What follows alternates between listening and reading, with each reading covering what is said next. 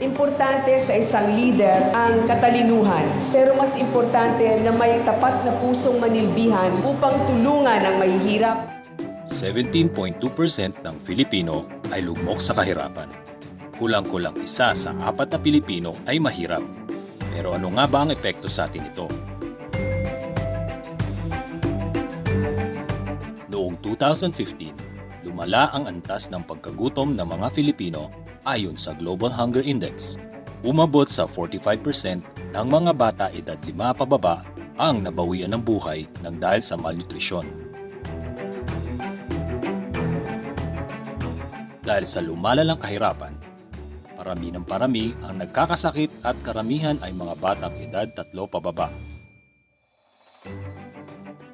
Karaniwang dahilan ay ang pagkawalang pambayad sa paggagamot.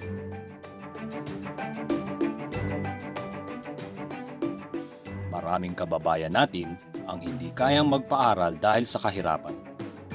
Ito ay dahil na sa pagbagal ng pagtaas ng ekonomiya at pagtaas ng krimen sa bansa.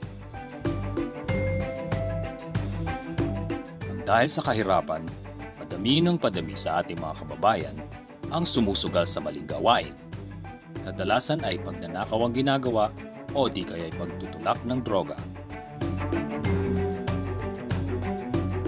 Ang mabagal na pagunlad ng Pilipinas ay epekto ng laganap na kahirapan sa Pilipino.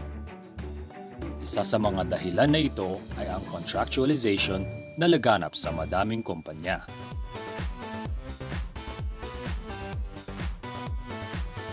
Oo, ang kahirapan ang tunay na kalaban. At yan ang pupuksain ng gobyernong may puso na pangungunahan ni Grace Poe.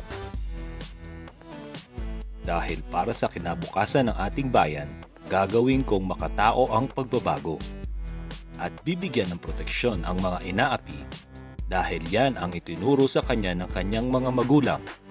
Kailanman, hindi dahas ang gagamiting solusyon.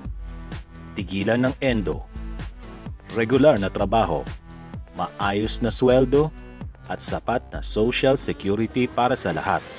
Magkaisa tayo para tapusin ang kahirapan. Pinakikinggan ko po kayo. Kaisa ninyo ako sa inyong mga pangarap. Sa gobyernong may puso, makakasiguro po kayo.